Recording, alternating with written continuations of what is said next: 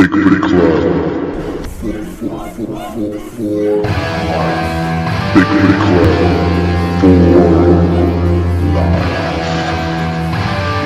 Too sweet.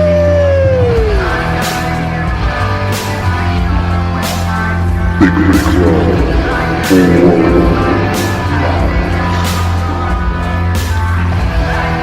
Ladies and gentlemen, welcome to Bigfoot Club. Robert Jesse Dominguez, Ash Tucker, Steven Robert Dominguez. Believe in us. Believe in Bigfoot Club. Because we are too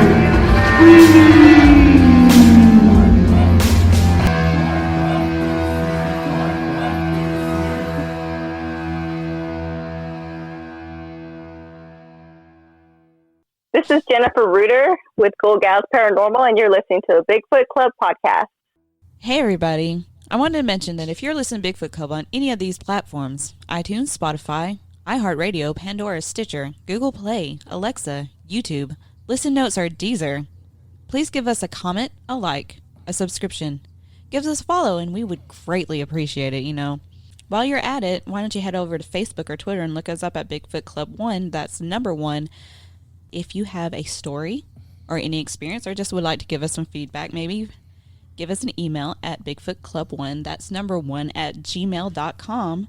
For more Bigfoot stories and other cryptic tales, head over and check out Matt Nabb's YouTube channel, Bigfoot Crossroads and Cryptic Tales. For your paranormal experience, please listen to Crazy Cat Paranormal Speaks with John and Cecilia Clark. They are also available on all platforms.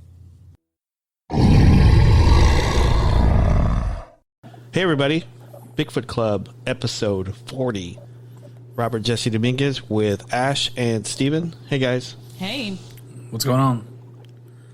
I just wanted to say this is episode 40, but all together with season 1 and 2, this is actually the 50th episode. I can't even say it.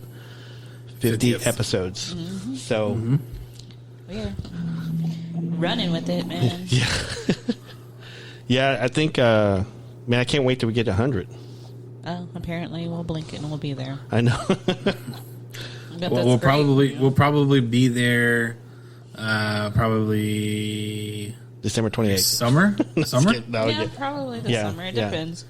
We'll keep running. We're gonna have to take a break eventually again, but yeah, we're gonna take a break. Who needs breaks? I do. Nah. Okay. Yeah, I do. I'll just give you some coffee or an energy drink. I can't. Then I'll have an anxiety attack. No. It's true. It sucks. I love all those things. Yeah. I was talking about that. How when I was like 22, I would drink the giant Red Bulls like every day just because I thought they were good, and I would stay up all night and party or whatever, and then turn around and have to go to work in the morning. But if I did that now, I would have a stroke. Yeah, I would have so much anxiety and just die. Yeah, the older you get, I just got anxiety just hearing that. It makes my body want to shake and Today I'm pretty excited. We have to interview today Mike Hall, the Bluesman movie. I was just going to play this real quick.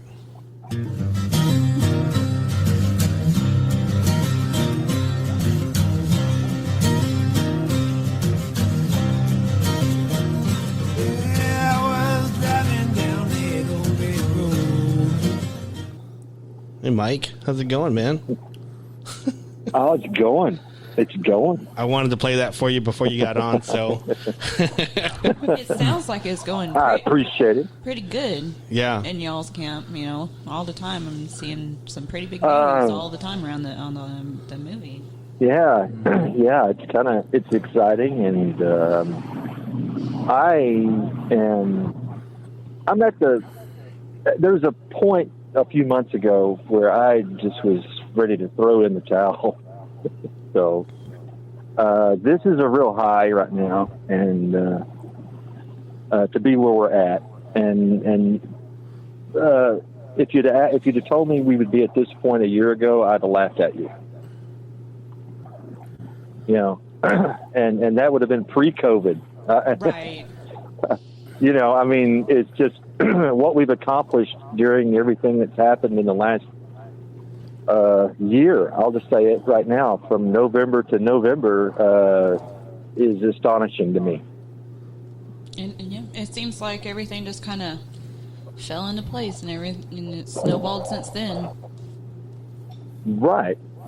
But it didn't just like happen. Mm-hmm. I mean, well, it kind of seemed like it did, Right. but I'm sure it there really was a lot of running.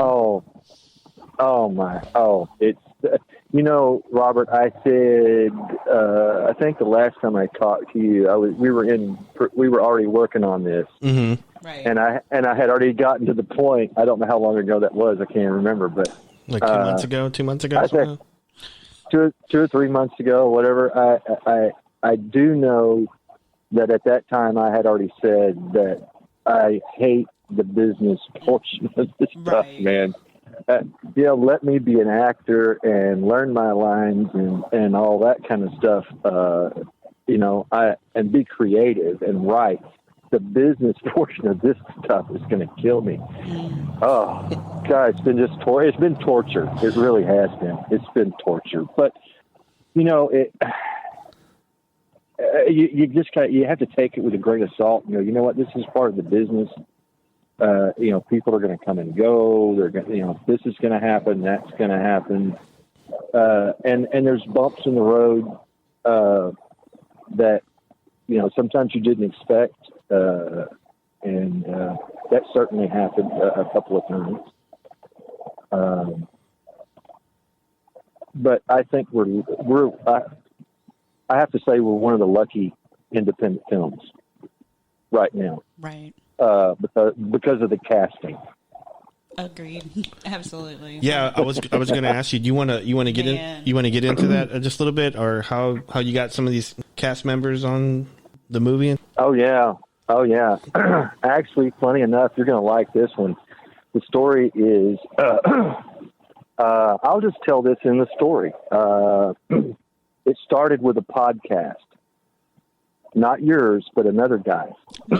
Dang it! No, I apologize, and I apologize for that not being yours. But what happened was, you remember I did the Bigfoot movie, Something in the Woods. Yeah. Right. Okay. Someone messaged me and said, "Hey, I just heard these guys on this podcast talking about your movie." I said, "What?" And they sent me the link to this podcast, and what it is a couple of guys, and it's called the Tim O and Harley Show. Great guys. You guys should get to know them. Really, really great guys. They do basically movie reviews. Okay. And they do like 2 movies per episode. What they'll do is they'll take like an old movie, like an old horror movie, like Creature from the Black Lagoon. And then they'll do one that's more modern, or a newer one. And so they had given us a great review, so I sent them an email.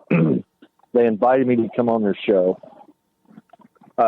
So I did that, and they asked if I had anything else going on. And at that time, I had been writing Bluesman. I had been writing the script, and I basically told Tim the story. And he was like, "Wow!"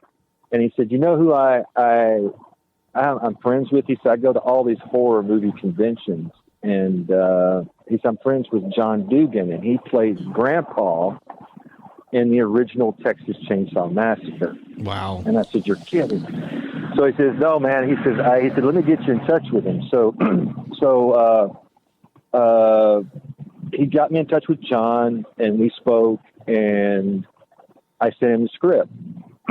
He read it. He contacted me. He said, "I'm in. Whatever I got to do, I'm in." I was like, "Cool." So that that was way early on, right? And so we chugged along for a long time and didn't do anything. Then over the last few months, what has happened is that we started the casting process, and we were doing like different characters, and we had a gentleman that submitted for a character named Alan, and he was the guy we picked, and we were ecstatic to get him. He's done a lot of stuff. He was in Interview with the Vampire, and he was in several other things. Just really cool that we got him. He's a talented actor.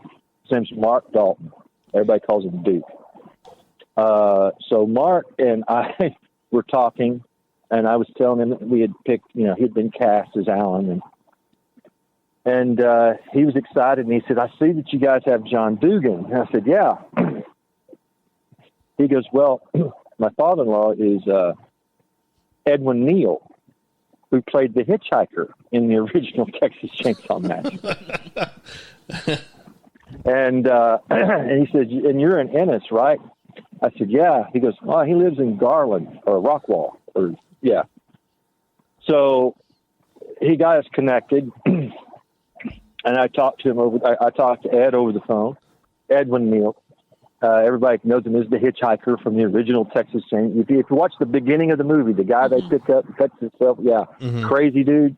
Yeah, I thought you was in a hurry. That dude. Anyway, super nice guy. Edwin is just a hoot to be around. He does a lot of voiceover work and anime stuff. He's known for a lot of his voiceover work on the Adult Swim network. He's on some of those, does some voiceover stuff. But he's just a fun guy to be around. So I got him the script, and he was like, "Wow." He said, he said, "Talk to my agent, and we'll get this off." So the agent jumped on board when he read the script and was like, "Oh, wow, this is so great."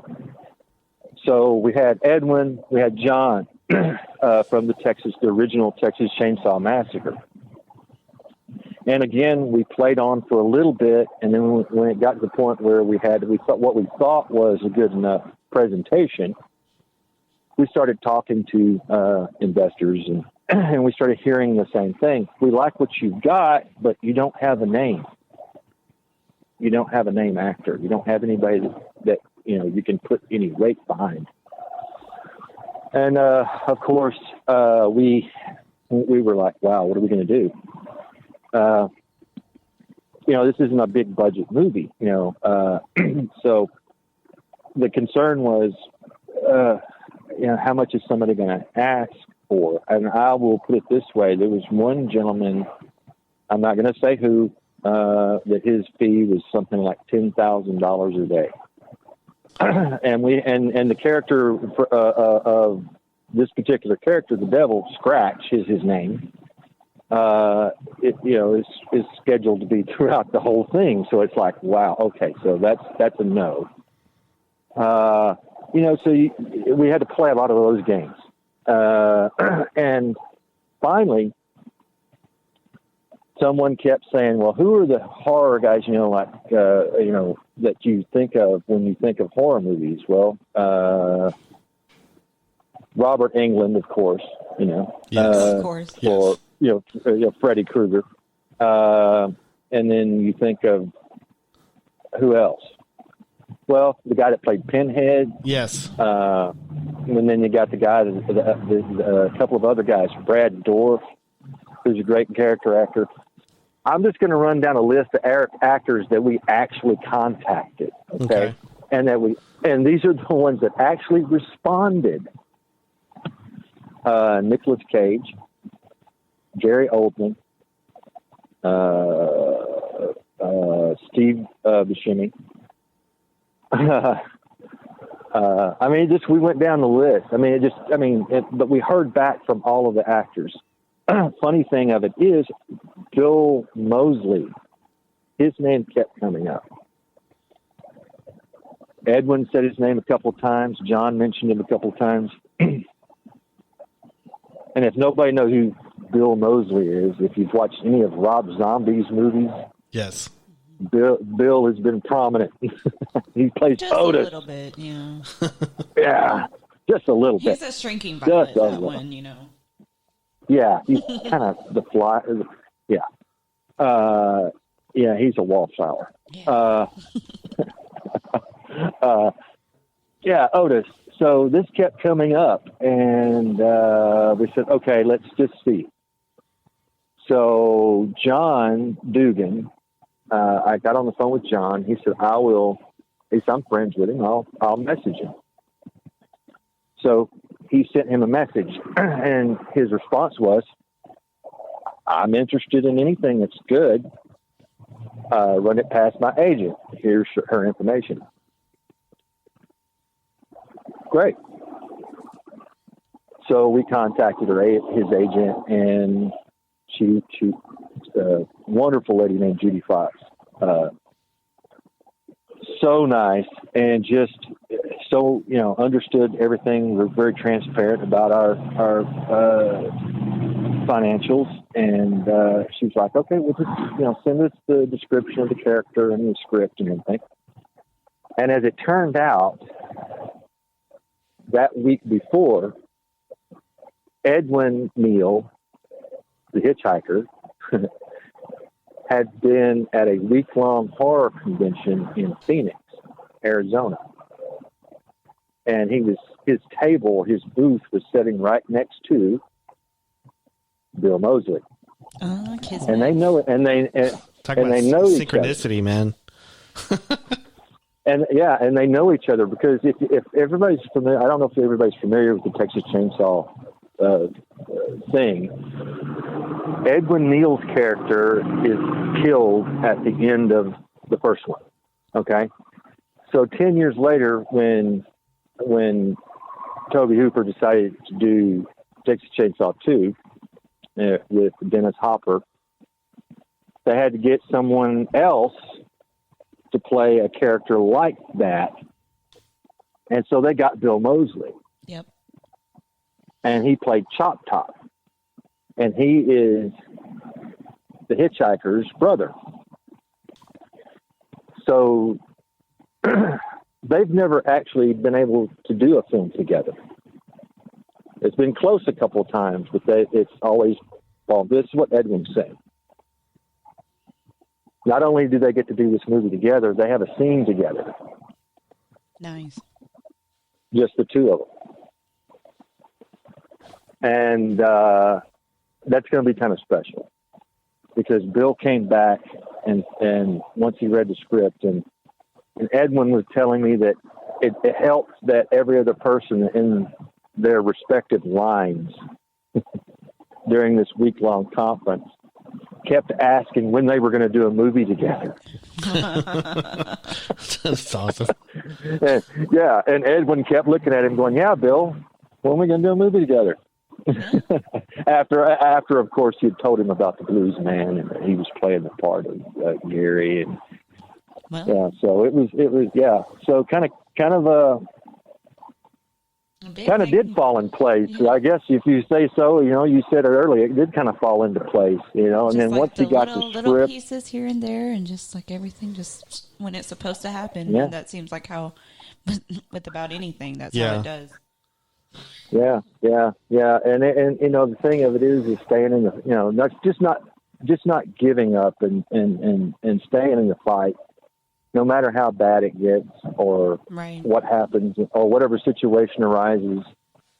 There's ways through it or around it, and you just keep, plowing forward. I can say that in the last 8 months of this, there have been some very, very dark days. The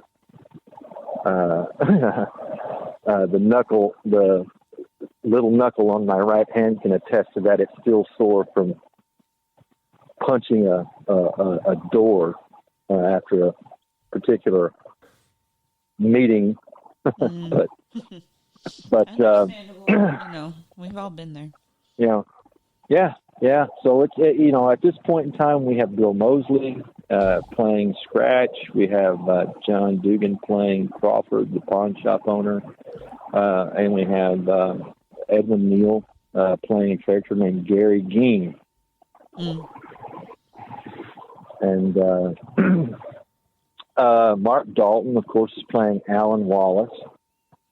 We have a very talented Stephen Brody, and it's going to be playing Deputy Miller. He was on Fear the Walking Dead recently, wasn't he? Oh, no, Fear the Walking Dead. Yeah. He was just on Fear the Walking Dead a couple episodes ago, or last episode, I think. I don't know, a couple. Anyway, yeah, he was just on the got into a fight with Morgan. Yeah. Got really, yeah. That was him. I think that every time Morgan's my favorite character, and I've started it like 3 times. I need to watch that show. It's a really good show. I know. It is. So Stephen Brody is playing Deputy Miller, and really great actress out of Florida. Actually, she lives in Florida. Named Cassidy Reyes is going to be playing with the female lead, I guess you could say, is Molly, and yours truly gets to play Edgar Wallace. And I'm actually pretty excited about that. So. Well, Edgar is. There's no redeeming qualities about Edgar. There really isn't. That sounds like a fun character to play, honestly. Yeah. Oh, he's going to be so much fun to climb into and walk around for a while.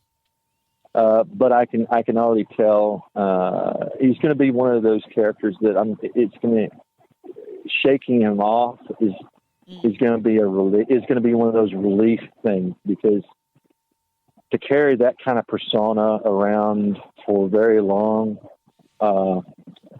starts to mess with you. Mm-hmm. you know, and we're looking at a 4-week shoot, and I'm probably shooting 3 out of the 4 weeks. So, you're talking 12 to 15 hours a day carrying that character around and not putting it down for 3 weeks. After a while, that's kind of, you have to back off a little and gain perspective. You're not really this, because he's a violent, mean person that would spout off and say, screw you to the cops, right to their face, kind of guy. And he's not likable. He's not nice to anybody. And I'm, you know me, man. I'm not. I was just. I like to. Yeah. He's the complete opposite of me, man. I was going to ask you how do you research something like that? I mean, what have you done to research that? I was going to say watched a lot of Cops. Watched a lot of Cops. Yeah, the TV show or whatever, Live PD or what, just stuff like that. Yeah. Excuse me. The thing of it is I think that I wrote the character. Right. Okay. So as I was writing, and this is just the way I write, and it's not I don't know if it's the best way to write, but as an actor, it's easiest for me if I have the storyline in my head, the basic storyline in my head, and I just sit and write and act out the parts as I go through. I'm just playing every part in my head as I'm going through. And Edgar is a conglomeration of people I have known over my lifetime, or people that I have run into over my lifetime. Certain aspects of certain people that I've had the displeasure of meeting, I should say. He's just not a nice person. And I thought, well, if I can take a little bit of this and a little bit of that, and I could, and of course I want to keep it within a range that I can pull off. So I don't want to get into like too deep of a well with him.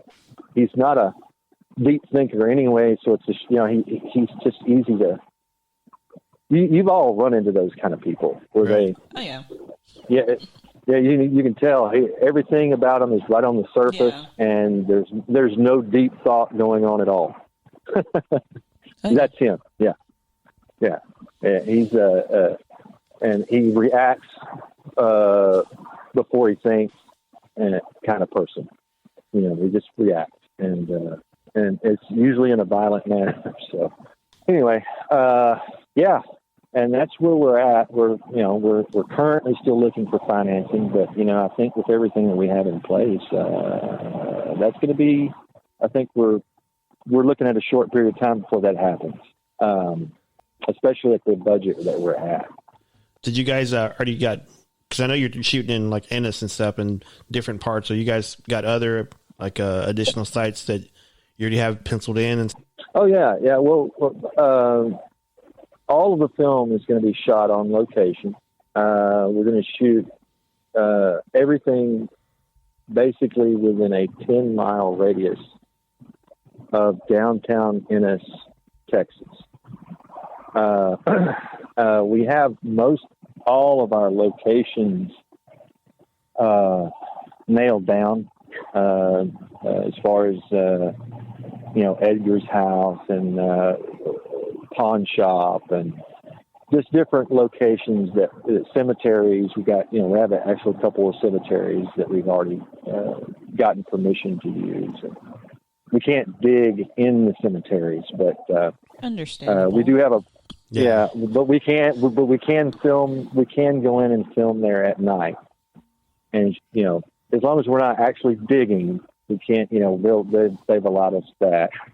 And then, we have a property owner that's right next to the cemetery that has said, well, you know what? The fence line of the cemetery and my back fence is the property line. So he said, why don't we just take down a portion of that fence and you guys dig in my backyard? And we'll, and I thought, wow, that's really cool. We can decorate around it to make it look like it's all one continuous place. I was trying to sit here and think because there's a lot of TV shows and movies that do film in actual cemeteries and have scenes like that. Oh, well, how do they do that then? Yeah, you have to. You can't legally dig unless you're having a funeral and someone is actually being buried. You can't. It's just, I think that's a Texas state law. Okay. I don't know all the details of it. I just know that that's kind of what we were explained, and that we're like, oh no, we're not going to dig. No. Okay. No, we're just going to film them walking through it, and they're like, oh, okay. But so yeah, we've got most of those locations nailed down around here. We actually have a car club called I think it's like the Cedar Creek Lake Model A Club. So all of our 1930s scenes that we'll be shooting. Can we go on that day? Yeah. All those cars from the car club are available to us. So we've got all those period cars and all that stuff. And of course, when we get our financing in place, we'll be, hiring our crew, which will include our costume designer, and she'll go through and make sure that the period correct clothing is on everyone within 30s and then the modern stuff. I've already told the director there's no way I'm gonna let somebody else pick my clothes. So I'm gonna pick. I've already kind of figured out what Edgar wears, and it's part of what he's gonna be, man. Yeah. I want to ask, but I know you're gonna tell me no. But can you give us a hint or anything? We can edit it out. Okay. Okay. I'm telling you a lot of stuff and not giving you any really background details. Okay. So I'll be fair, and I will go ahead and give you the basic outline to a degree. Mm-hmm. First off, for anybody listening, and you guys, are you guys, all of you, familiar with Robert Johnson? Yes. The blues guitar. Yes. Tell him what's in my bedroom. Yeah, she has a poster. Oh, she has a poster of Robert. Okay, cool. Yeah, really, really, I'm music Well- is everything, and I love the blues and just the stories and the history, and I love to watch. You know, I was just watching the one on John Coltrane last night just to hear not only the stories about how they made it, but then they'll have other famous musicians on there that's like, well, when I first heard this, and this is how it made me feel. And, you know, just that sort of thing is just like, oh, I just love it. Right. And there's testimonies upon testimony from famous rock and roll luminary about Robert. Same thing, you know, when they first heard his music, how it made them feel. Eric Clapton is a prime example.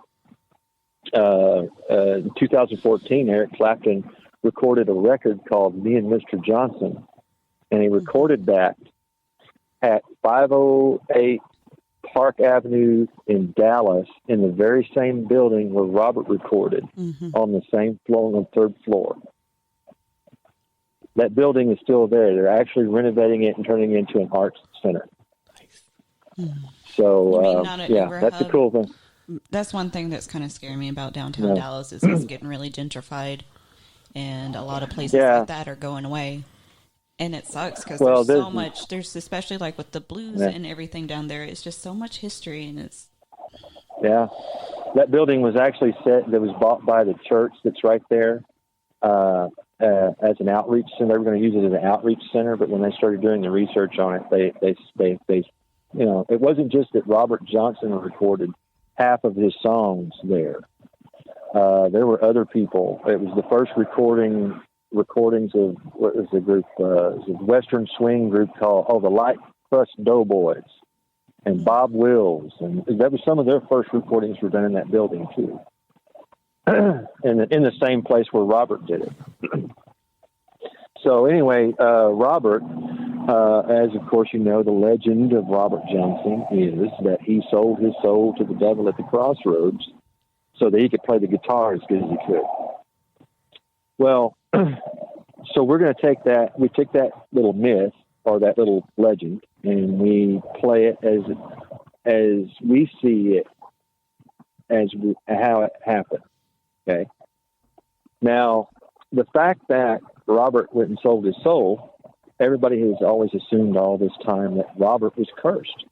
He was a cursed man from the moment he made the deal with the devil. But what if Robert wasn't the one that was really cursed? What if it was the guitar? Because the legend has Robert handing the devil the guitar and the devil tuning it and playing a song and then handing it. And as he hands it back to him, he says, when you accept this guitar, your soul is mine. Do we have a deal? And Robert takes the guitar. Okay? So if it's the guitar that's actually cursed, and when Robert tragically died at 27, he was buried with his guitar. But see, now the devil wants it back.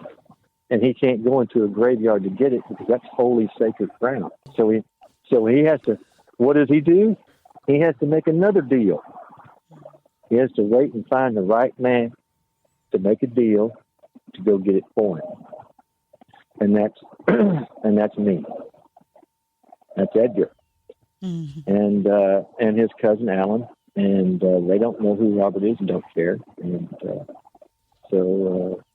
but when they find out, they decide some things, and of course, the rest is bloody. So I'm super excited for you, man. I am too. So it's just like two of my nerddoms, I guess, in one. Yeah.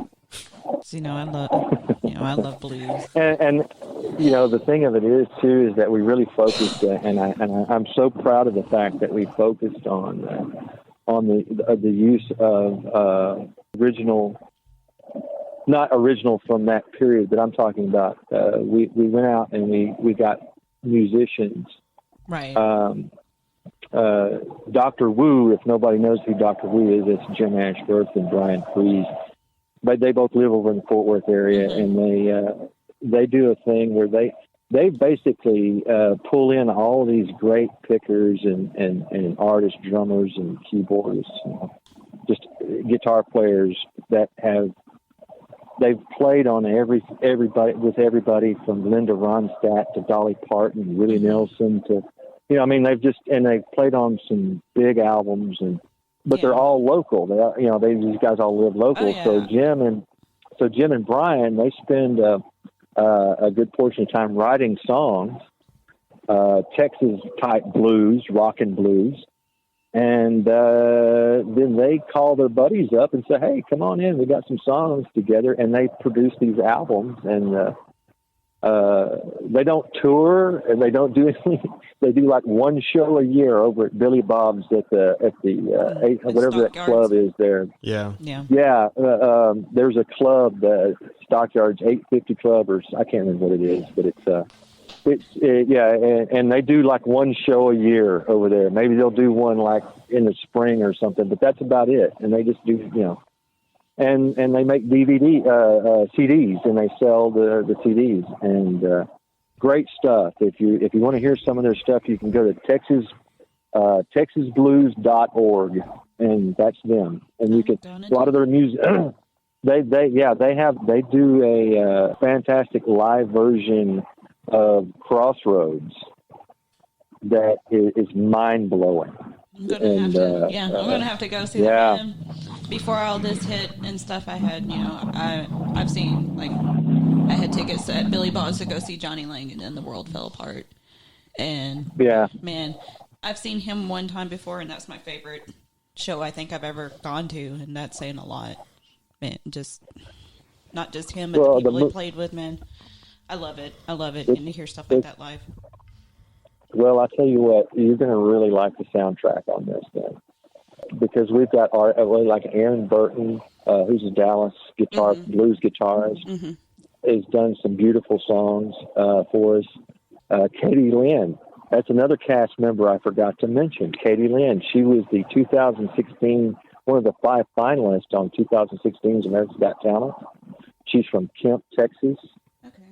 Katie Lynn, just look her up. You can go on our website. We have a website for the movie. You can go to www.thebluesmanmovie.com, and there's links to her page and music and videos and stories, and all the cast information is on there. And Katie Lynn Robertson. Yep, Katie Lynn Robertson. Yeah, Katie Lynn. Spelled Kadie. Katie Lynn. Awesome. And she's also going to appear in the movie. She and Nashville singer-songwriter Doug Allen got together in Nashville and actually wrote a killer song for the film. And then she wrote another song by herself for the soundtrack as well. And then let's see. I'm trying to think if I'm Donnie Pendleton. Great. He was actually voted. He was nominated as LA Guitarist of the Year a few years ago.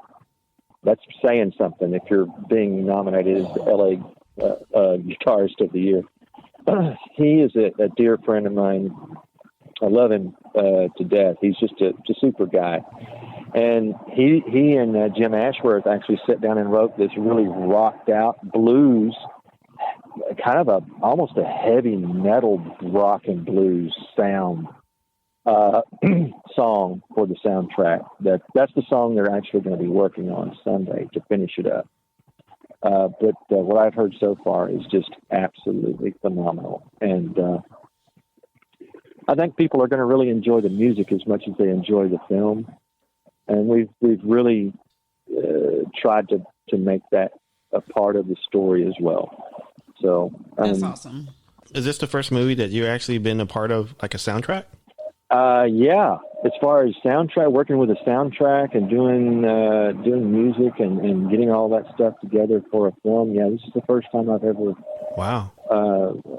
done anything like this and had it. It's been. Like I said, there's been moments where you just kind of have to grit your teeth and go, "Oh, is this going to work?" And and so far it's been working. These guys have, and the thing, here's the key. I've tried to tell everybody, and from very beginning, very early on, And I know it sounded probably to them, and some of them probably still does, like it's okay. Everybody thinks that their novel is the best. Everybody thinks that their book that they wrote, or their script, or their whatever. Everybody they think that that's just they poured over it and everything else. And I've said time and time again with Eric Wayne Jones, who's going to direct, who helped me co-write. He come in after I had actually had the whole thing written out, and we went through and just kept polishing it and doing rewrites and adding this and taking that out and moving this down, just making it fit and making it tight and making it flow better. And I kept telling him, I said, all we got to do is get this script in somebody's hands. All they got to do is read it. And that has been the truth, because including the actors that have read it and jumped on board, like Bill Moseley and Edwin Neal and John Dugan, Mark Dalton, all these guys did it after they read the script. They were like, oh yeah, I want to be a part of this. Well, it's the same in the music end of it for this situation. And I don't think it would be this way for every film. But for this, for whatever reason, I'm thankful beyond measure to God for allowing it to be this way. But everybody, including the musicians, Jim Ashworth and everything, he was really not thinking about doing anything like this until he read the script, and he was like, how do I get to be a part of this? And he's jumped on board, and he's done just an amazing job producing several songs for the film. He and Brian Freeze both.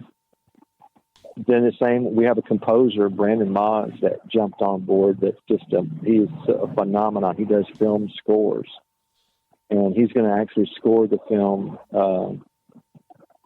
and integrate the tempos and the songs that we already have recorded into the score, which is something I don't know.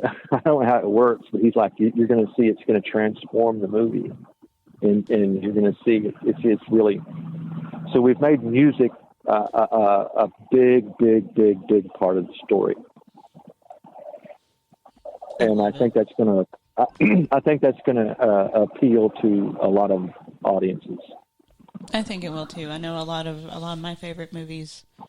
That's a big part of it. Like, my absolute favorite and always has been is The Crow, and it's like you can't have one without the other. Like, that movie is just like, I think everything about it is perfect, and they've talked about remaking it, and it's all fallen apart. And I think that's maybe because you can't do anything bigger than what it already is, because it's just like, it's one of those things where it was just like everything, the score, the soundtrack, everything is just like just right.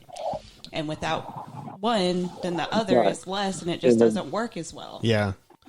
I was going to say, Mike, well, I certainly hope it was industrious. You're never going to let me live that down. I thought that he's like, I got this thing I'm going to play before, like after I introduced him, and I thought that's what it was going to be. Oh no. I don't know why. I just love that. I love that line, Mike. I don't know why. That's just line's always stuck with me on. I've seen a lot of your movies, and that one's always, for some reason, it's stuck on me. So. Well, I sure hope it was industrial. Yeah. But but the line that he read that said back to me was I always thought was the one that was he said, I'd be surprised if you even knew what that word meant. Yeah. And to tell the truth, that character is probably true. He probably didn't. He's just one of those people that like to throw in a word that I thought it was really chlorophyll. Yeah, I'm just trying to better myself. I'm sorry, Mike. No, it's okay, man. I've had fun and I love what I do, and that's it doesn't matter in life what job you have. If you love it, you don't ever work a day in your life. Right. and if you can love something and have a passion, not just a love, but a passion for it, then that's even better. And I have a passion for acting, above all acting. I love bringing words, not even my words, but, any words written in a script or a story, bringing that character to life and having them step off the page, and you're breathing and living that character in front of an audience. And, and in theater, especially when you can look out into an audience and you can see it, that they're hooked on what you're doing. And, man, that's really a powerful feeling, and it's a lot of fun. And, and I've always said, from the point of an actor, my job is to entertain. Mm-hmm. And whether that makes an audience hate me or love me or laugh at me or cry with me or cry because of me, then I've done my job. You go to the theater or you go to the movies to get away from your everyday crap. And as an actor, I think it's incumbent upon us to help you forget that day-to-day crap. And we do that by telling stories in a way that people enjoy them.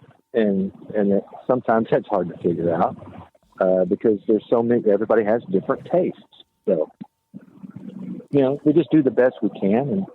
And I think that we have a great story that's going to appeal to just not only the horror movie genre audience, but I think we're going to appeal to the blues audience. I think we're going to appeal to a lot of things.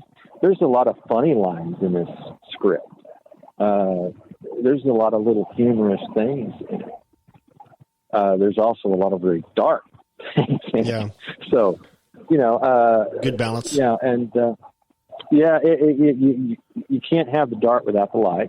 And, so we try to throw in a little bit of a balance.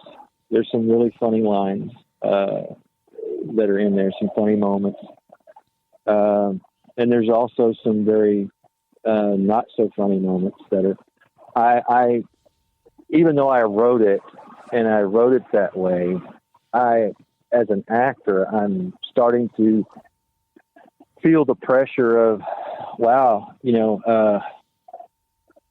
I have to do some things that are contrary to my own personality, belief system and morals. Yeah. And the thing of it is that you just have to remind yourself that it's just a character. It's just a part.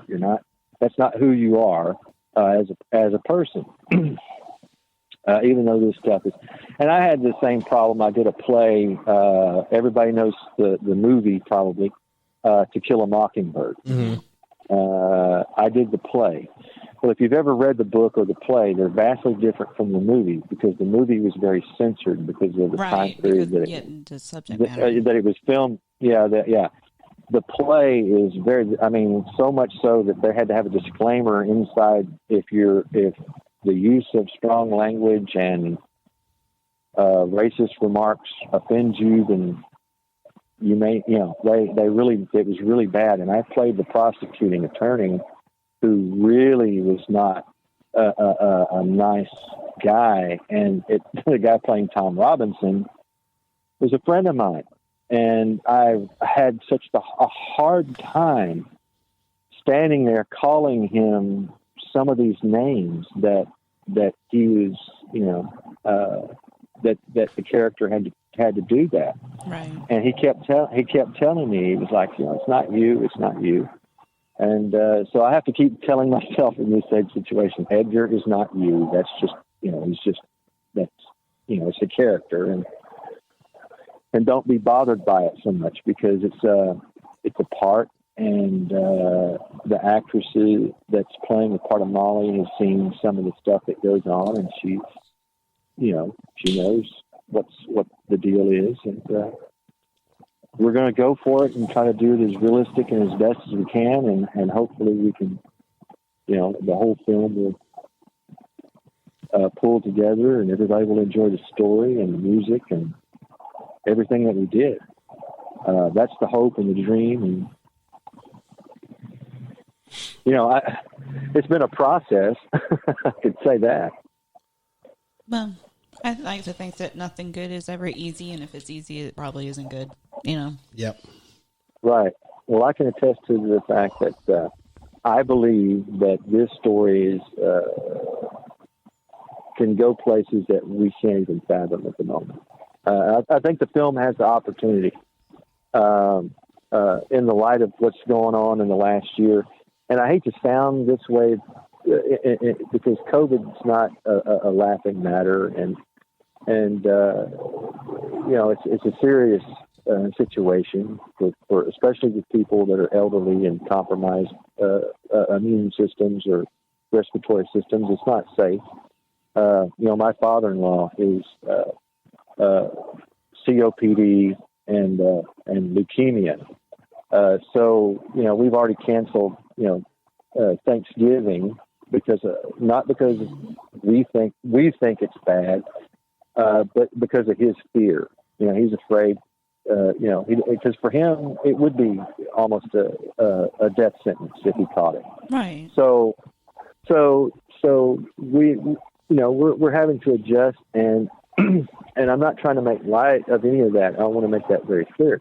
But we did take advantage of the lockdown and with all the stuff going on to get as much done as we could on this film as we could. I mean, as humanly possible. And we did that. I think we did a phenomenal job. I think Eric Wayne Jones did a beautiful job. And when he was in negotiating and talking to Bill Moseley's agent, I think the back and forth between them was phenomenal. And I'll be forever thankful to him for his contribution to bringing my script that I brought to him, and then what we did together to life. Because honestly, I'm kind of, I hate to be this optimistic, but I'm kind of on cloud nine about it right now. Good. I think you should be. As far as I'm saying, as far as the work that we've done and the effort that's been put in and all that stuff, I'm on cloud nine about all of that, because it's been a hard road, and Larry LeMaster and Eric and Jeremy Settles and all the people, everybody that's helped us, and people that are continuing to help us. Jim Ashworth, Donnie Pilgrim, everybody that's jumped on board. And Brian Ingerman, that's another great guy. I almost was negligent in bringing his name up. Brian Ingerman, he's a great storyboard artist. He come on board. He's friends with John and Edwin, and you see, there's a kind of a connection going on that was never intended. It wasn't the intention of the film for it to happen this way. It just happened this way. It was open doors. We had John, me, and Katie were the three only people that were on board when Eric Wayne Jones and I started redoing the script or rewriting late last year. Or early this year, January and February. Yeah, January, February. And from there, we've gotten this far. Man. So we're staring at almost 12 months, but hopefully by January of this next year, we will be filming. So we could say literally from January to January, it took us 12 months to put it together, but once it was together, it was a phenomenal cast. And, that's that's the hope and the dream, and that people will respond to it and enjoy it and see it for what it's worth. It's a great story. It's a popcorn kind of it is a kind of a drive-in movie kind of thing, but it's going to have that, as Eric likes to describe it, it's going to be a combination. It's going to have a feel of the first half and the second. The first third and the second third are going to feel like Shawshank Redemption and The Green Mile, kind of, and then that third act is going to be just like. I can't think of the one that he uses, but it's just going to be a bloodbath. So just think of it that, with a lot of blues and music thrown in. That's kind of where it's at. Mike, we're coming up on an hour on the show. So I just wanted to say, is there, if someone's interested in the Bluesman movie, what's the best way to support it and look at merch or anything like that? What's the best way for someone to do that? Ooh, merch. Oh yeah, we've got merchandise too. Yeah, yes, we do. On the website, they can go to www.thebluesmanmovie.com. And we have a merchandise. We have merchandise, and we have. Hey, my grandson just appeared. Oh, hi. Additional. Yeah. Hi. There you go. All right. So, they can go to www.thebluesmanmovie.com, and they can find us on Facebook. We're also on Instagram and Twitter. Mm-hmm. They can find us. Go to the website.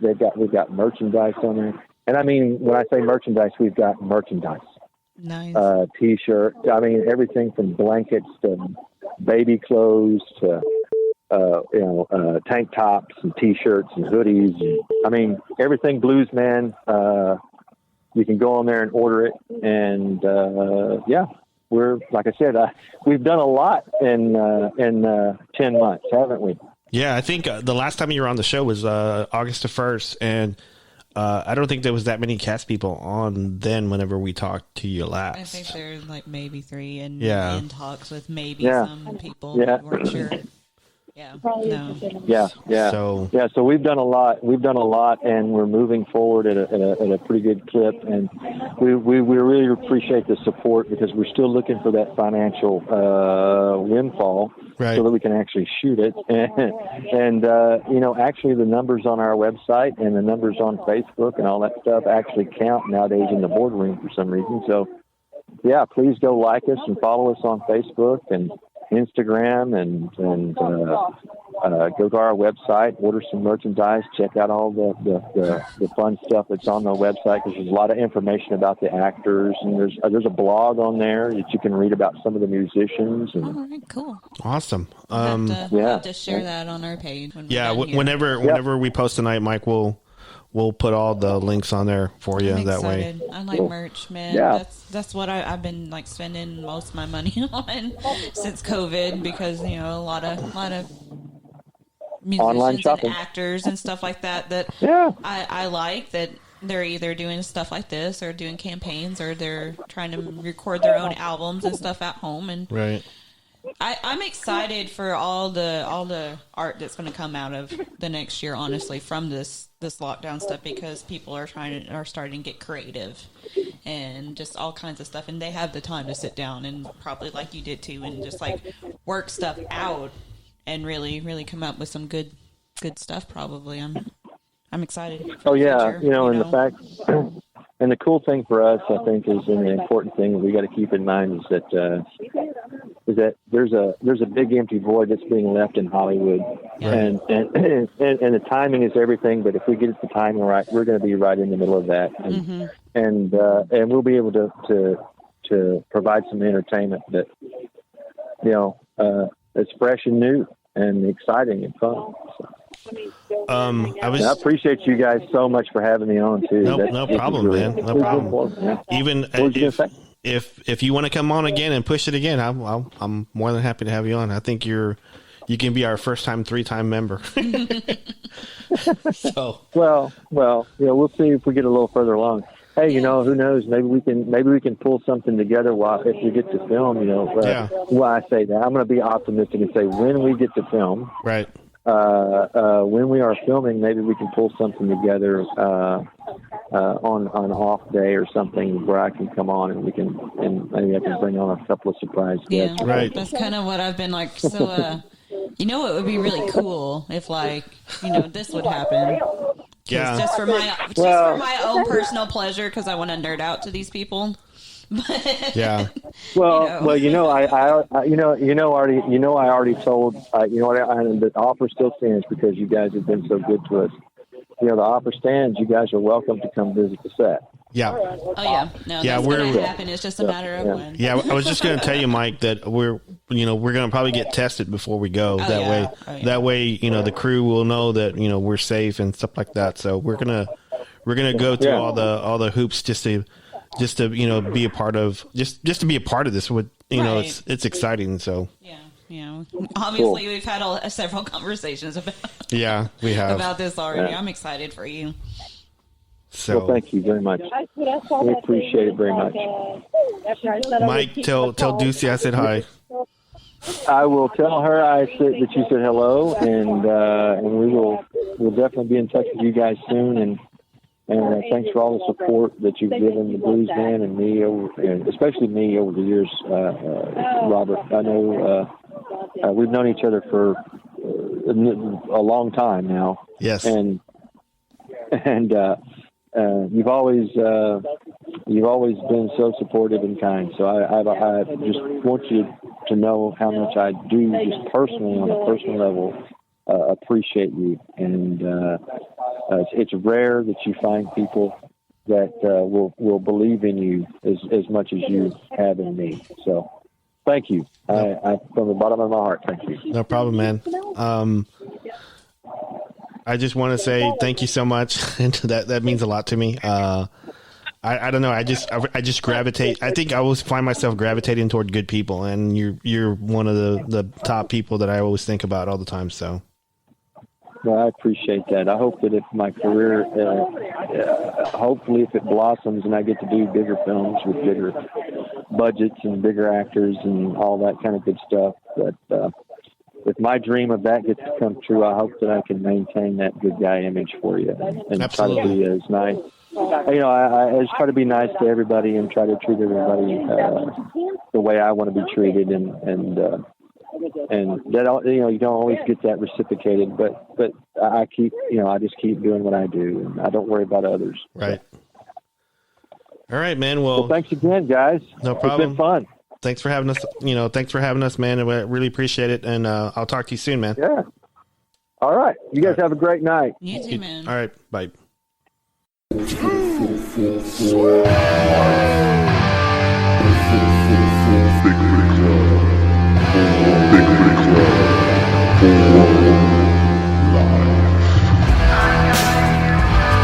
I must bid you adieu, and so, goodbye, and good night, bang!